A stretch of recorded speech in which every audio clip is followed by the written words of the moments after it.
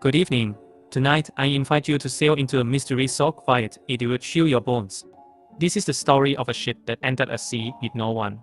A young sailor named Mark joined the cargo ship Aurora for one simple voyage. He had heard nothing strange about this run, just a calm route past small islands to deliver spices. On the second night at sea, the captain announced over the speaker, "Prepare to enter the silent gulf." Mark stood on deck and saw the water smooth as glass, the sky empty of stars. Not a single bird, not a single wave. It felt wrong. Mark nodded to himself, thinking, maybe this was just luck. He watched the moon's silver reflection stretch far ahead, like a path without end. The ship's crew moved in hushed tones below, but no one seemed worried.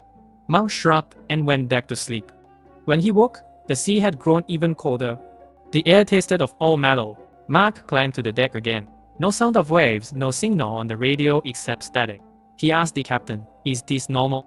The captain stared at nothing and said, "Just keep watch. We will reach port by dawn." Mark paced under the pale sky. He felt as though he walked inside a dream. Hours passed, and still the ship drifted through empty water. Finally, he found an old logbook in the captain's cabin. The entries began routine enough. Cargo loaded, storms avoided, islands sighted. But then, the entries changed tone. Day 47, the sea has swallowed life. No fish, no birds, no distant ship. Silence rules. Day 48. One crewmate climbed the mast to call for help. His voice vanished in the wind. Day 49. I suspect the sea itself is alive.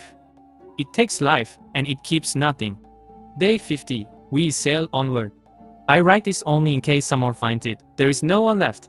Mark's heart pounded. He felt the eyes of the empty ocean upon him. He heard the soft creak behind him. He turned, but saw no one. His own breath sounded loud in the still night. Suddenly, the Aurora slowed. The engines died. Mark raced to the bridge. The captain stood by the window. "We have arrived," he whispered. Mark peered forward. There was no island, no land, only a faint shimmer on the horizon, like a door floating on the water. The captain stepped away and pointed. "Beyond that door," he said, "lies the sea with no one. We cross and we join." Mark felt a cold finger grip his heart. He backed away, but the deck glittered beneath him. He stumbled through the door of light. A faint chill passed over him, and then nothing. When he opened his eyes, Mark was alone on the deck. The Aurora sat on calm water. Just as before, the sea stretched endlessly in every direction. He called for the captain. No answer. He rushed below deck.